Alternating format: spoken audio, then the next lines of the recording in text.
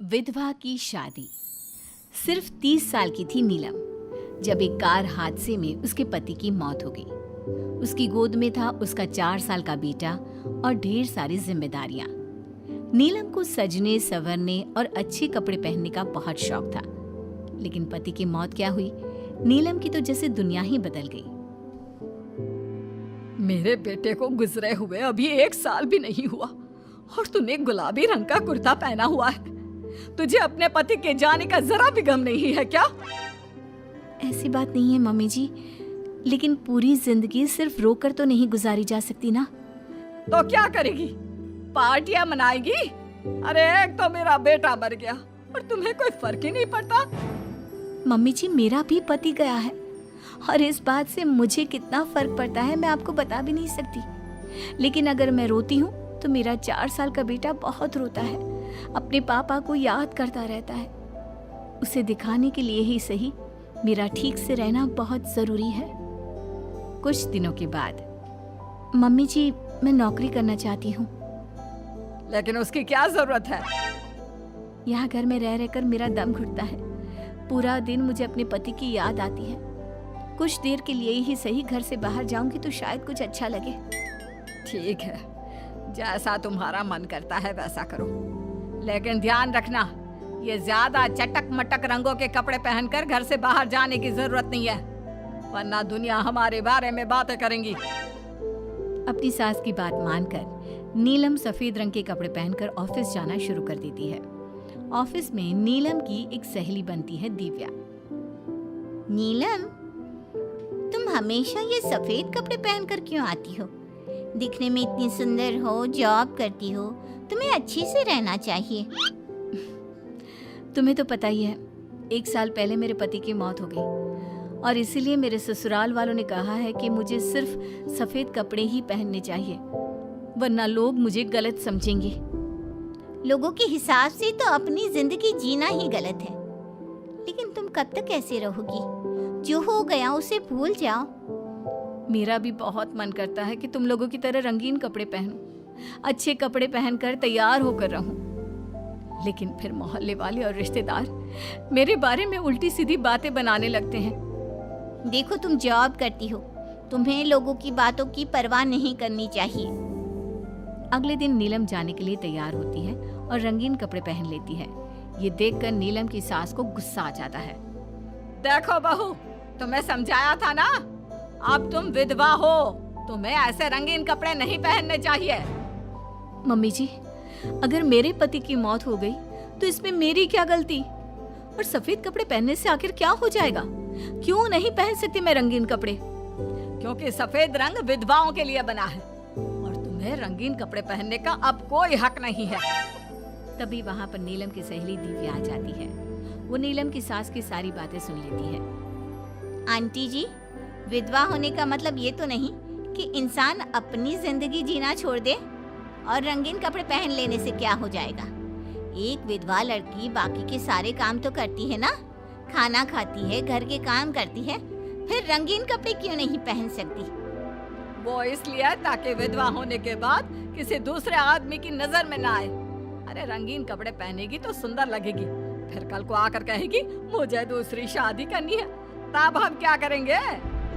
हाँ तो ठीक है ना, इसमें गलत क्या है? एक विधवा को अपनी जिंदगी जीने का पूरा अधिकार होता है, नीलम को भी है। चलो नीलम, तुम यही कपड़े पहनकर मेरे साथ चलो। नीलम रंगीन कपड़े पहनकर अपनी सहेली दिव्या के साथ ऑफिस चली जाती है। कुछ इसी तरह दिन बीतने लगते हैं, लेकिन अब पति के जाने के बाद नीलम बहुत उदास रहने लगी थी। क्या बात है, तुम इतनी उदास क्यों रहती हो? देखो, नए दोस्त बनाने चाहिए, लोगों से बात करनी चाहिए। तुमने देखा ना, कितनी मुश्किल से सफेद रंग के कपड़ों से मुक्ति मिली है, और अब रंगीन कपड़े पहनूंगी, दोस्त बनाऊंगी तो समाज मुझे वैसे ही जीने नहीं देगा। इस मामले में तुम्हें समाज की परवाह नहीं करनी चाहिए नीलम। लोगों का काम क्या है? बातें बनाना ही तो है। कुछ दिनों के बाद नीलम के ऑफिस में एक लड़का आता है। उसका नाम अमर था। वो धीरे धीरे नीलम को पसंद करने लगता है और एक दिन वो नीलम से कहता है, नीलम, तुम मुझे बहुत अच्छी लगती हो, मैं तुमसे शादी करना चाहता हूँ। लेकिन अमर, मैं एक विधवा हूँ और मेरा 4 साल का एक बच्चा भी है। मैं तुमसे शादी नहीं कर सकती। मुझे तुम्हारे विधवा होने से कोई फर्क नहीं पड़ता। मुझे तुम एक अच्छी इंसान लगी और इसीलिए मुझे तुमसे शादी करनी है। लेकिन मुझे मेरी फैमिली से इस बात की परमिशन कभी नहीं मिलेगी। तुम उसकी चिंता मत करो, मैं तुम्हारे घर आकर बात करूंगा। कुछ दिनों के बाद अमर नीलम के घर पहुंचता है। नमस्ते आंटी जी, मैं अमर हूँ। मैं आपकी बहू नीलम से शादी करना चाहता हूँ। मुझे तो पहले से पता था। पहले तूने विधवा वाला सफेद रंग छोड़कर ये रंग बिरंगी कपड़े पहनने शुरू किए और अब तेरा चक्कर भी चल रहा है। नहीं मम्मी जी, आप गलत समझ रही हैं। मैंने ऐसा कुछ नहीं किया। अगर ऐसा कुछ नहीं किया तो फिर कौन है ये लड़का? और यहाँ हमारे घर तेरे साथ शादी करने की बात करने क्यों आया है? आप नीलम को गलत समझ रही हैं।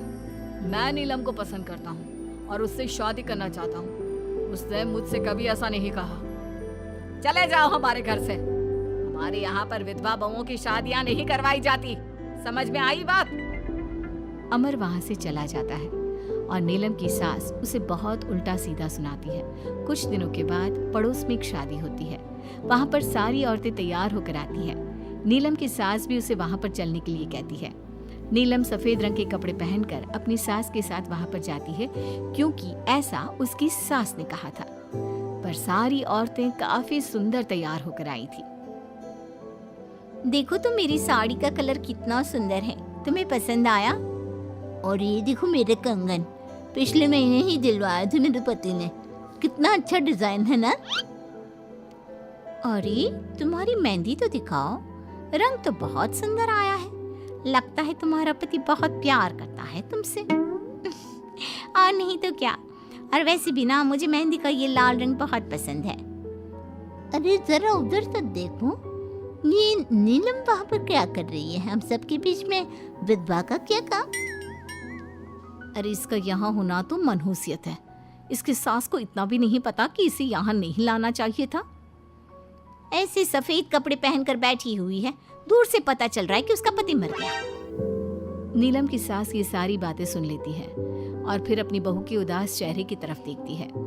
नीलम की सास को इस बात का एहसास होता है कि उसने अपनी बहू के साथ अच्छा नहीं किया। घर आने के बाद, नीलम, जरा मेरे पास आना बेटा। क्या हुआ मम्मी जी? मुझसे कोई गलती हुई है क्या? लो बेटा, बहुत सुंदर सुंदर और रंगीन साड़ियां हैं, ये सब तुम्हारे लिए। और सुनो, वो जो लड़का उस दिन घर आया था ना, क्या नाम था उसका? अमर। उसे कहना कि वो मुझसे आकर मिले। लेकिन अचानक क्या हुआ मम्मी जी? सब ठीक तो है ना? आप ये कपड़े मुझे क्यों दे रही हैं? और अमर से क्या काम है? बेटा, मेरे बेटे की मौत के बाद भी तुम मेरा इतना ख्याल रखती हो, नौकरी करती हो, पैसे कमाती हो। आज जब उस शादी में मैंने दूसरे लोगों की बातें सुनी, तब मुझे इस बात का एहसास हुआ कि विधवा होने के बाद भी तुम्हें जीने का अधिकार है। मम्मी जी, मैं कुछ समझी नहीं। देखो बेटा, जो चला गया वो चला गया, लेकिन आज के बाद तुम रंगीन कपड़े पहनोगी, खुश होकर रहोगी। और हाँ, मैं खुद तुम्हारी शादी अमर के साथ करवाऊंगी। लेकिन मम्मी जी, आप ये सब क्यों कर रही हैं? मैं तो आपके कहने पर सफेद कपड़े पहनकर शादी में गई थी। वही तो बेटा, मुझे अच्छा नहीं लगा। और ऐसा तो किसी किताब में नहीं लिखा कि विधवा होने के बाद एक लड़की को सिर्फ सफेद कपड़े पहनने चाहिए। अगर तुम ससुराल में रहकर अपनी जिम्मेदारी उठा सकती हो, तो फिर अपनी जिंदगी में सारी खुशियों पर भी तुम्हारा अधिकार है। नाचने वाली से शादी। दिनेश एक बार अपने दोस्त अमर की शादी में उसके गांव गया। दिनेश और उसके दोस्त शादी में जमकर मजे कर रहे थे। अमर की शादी में एक नाचने वाली लड़की भी आई थी, जिसका नाम था अमृता। उसका नाच देखकर वो लड़की दिनेश को बहुत पसंद आ जाती है। जब वो लड़की शादी में डांस करके वहां से जाने लगती है, तो दिनेश उसके पास जाता है। देखो, तुम मुझे बहुत पसंद हो, तुम बहुत अच्छा डांस करती हो। जी शुक्रिया, डांस की बात तो सही है, लेकिन आप मुझे पसंद करते हैं, ये बात समझ में नहीं आई। इसमें समझना कैसा? मैं तुमसे शादी करना चाहता हूँ। हाँ, आपको पता नहीं क्या, मैं नाचने वाली हूँ और हम जैसी लड़कियों से कोई शादी नहीं करता।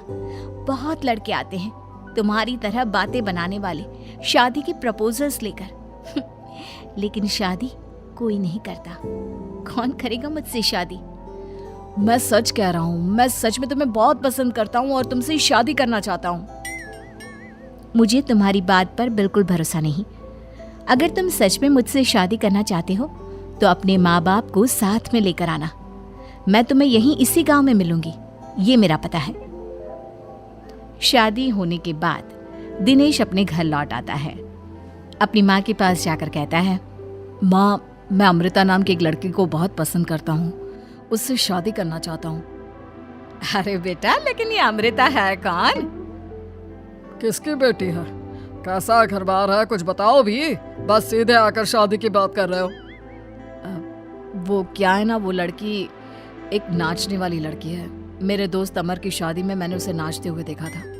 क्या? नाचने वाली लड़की? नहीं नहीं नहीं, नाचने वाली लड़की को हम अपने घर की बहू नहीं बना सकते। लेकिन माँ, मैंने उससे वादा किया है, मैं उसी से शादी करूंगा।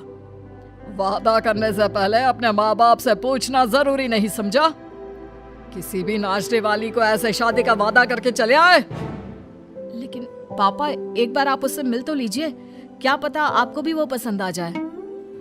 दिनेश के माँ और पापा दिनेश और अमृता की शादी के लिए तैयार नहीं होते।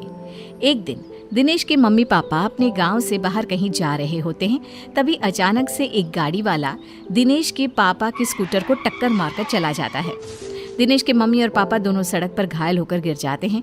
तभी वहां अमृता आती है। अरे अंकल आंटी, आपको तो बहुत चोट लगी है, चलिए मैं आपको हॉस्पिटल लेकर जाती हूँ। अमृता दिनेश के मम्मी और पापा को हॉस्पिटल में एडमिट करवा देती है और उनका ख्याल रखती है। जब दिनेश हॉस्पिटल पहुंचता है, अमृता, तुम यहाँ क्या कर रही हो? तो क्या ये तुम्हारे मम्मी पापा हैं? वहाँ सड़क पर उनका एक्सीडेंट हो गया था, इसलिए मैं यहाँ हॉस्पिटल में लेकर आ गई। क्या ये वही लड़की है बेटा जो तुम्हें पसंद थी? हाँ माँ, यही तो है अमृता, जिसके बारे में मैंने आपसे बात की थी। हमारी सोच गलत थी।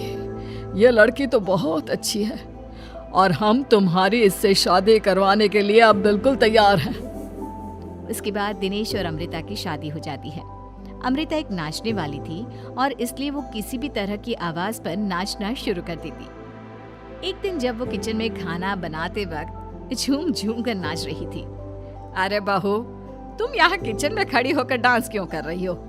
यहाँ कौन सा गाना बज रहा है? मम्मी जी, वो कुकर की सीटी का म्यूजिक है ना, बस उसी पर डांस कर रही थी। आप भी सुनिए ना, कितना अच्छा म्यूजिक है।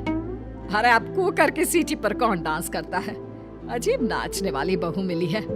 माना दिल की अच्छी है, लेकिन कुकर की सीटी पर भी नाचती है। भगवान भला करे।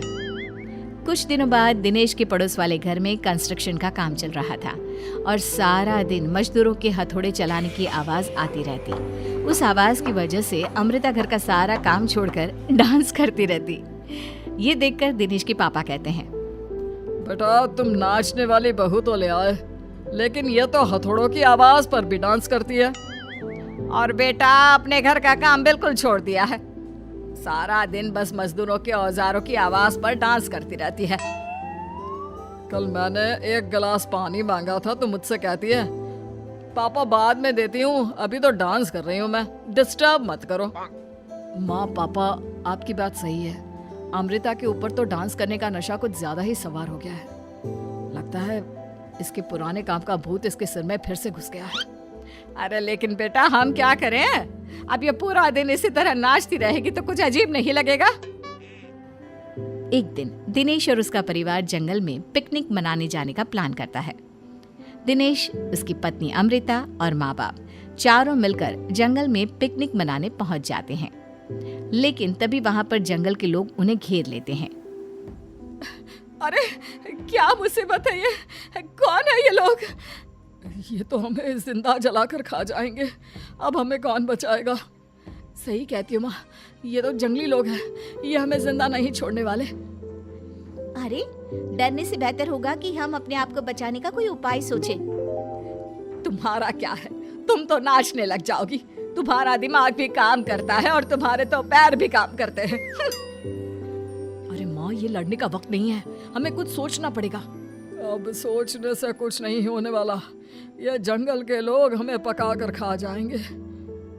वो जंगली लोग दिनेश और उसके परिवार के हाथ पैर बांधकर उन्हें मारने की तैयारी करने लगते हैं, लेकिन उससे पहले वो आग जलाकर जोर शोर से नाचते हैं। उन्हें नाचता देखकर अमृता के अंदर की नर्तकी भी बाहर आ जाती है और वो पेड़ से बंधे बंधे ही जोर जोर से अपने पैरों से ठुमके लगाने लगती है। तभी एक जंगली बोल पड़ता है, लड़की, तुम यहाँ पेड़ से बंधे बंधे क्यों नाच रही हो? क्योंकि मुझे तुम जंगलियों से ज्यादा अच्छा डांस करना आता है। अरे जाओ जाओ, हम जितनी तेज डांस करते हैं उतना तो तुम कर ही नहीं सकती। लगा लो शर्त। अच्छा ठीक है, लगी शर्त। अगर तुमने हमसे ज्यादा अच्छा और तेज डांस किया तो हम तुम्हारे परिवार को जिंदा छोड़ देंगे। और अगर तुम हार गई तो हम तुम सबको जिंदा जलाकर खा जाएंगे। अच्छा ठीक है, मुझे तुम्हारी शर्त मंजूर है। अब बजाओ तुम्हारा जंगली ढोल, देखते हैं कौन कितना डांस करता है। वो जंगली लोग जोर जोर से ढोल बजाकर नाचना शुरू कर देते हैं। दिनेश और उसका परिवार उनके नाच की स्पीड देखकर दंग रह जाता है। अमृता भी उनके साथ बराबर से नाचने की कोशिश कर रही थी। धीरे धीरे अमृता ने अपने डांस की स्पीड को कम कर दिया। क्या हुआ, हवा निकल गई तुम्हारी? बढ़िया ही हमसे जीतने वाली। बस 1 मिनट रुक जाओ, तुमको तो मैं अभी बताती हूँ। अब तक अमृता धीरे धीरे नाच रही थी ताकि वो सारे जंगली थक जाए और अमृता बाद में जोर जोर से डांस करके उन्हें हरा दे। और ऐसा ही हुआ। अमृता ने अब तेज स्पीड से नाचना शुरू कर दिया। सारे जंगली अब तक थक चुके थे। देखा, अब पता चला कौन ज्यादा अच्छा और तेज नाच सकता है। हाँ हाँ, तुम ही हमसे ज्यादा अच्छा और तेज डांस करती हो। हमने मान लिया, बहुत थक गए, बस भी करो। अरे अभी कहाँ से बस करो, तुम कहो तो मैं दिन रात लगातार नाच सकती हूँ। हम तुम्हारे आगे हार मानते हैं, तुम अपने परिवार को लेकर यहाँ से चली जाओ। देखा माँ, आज नाचने वाली बहू ने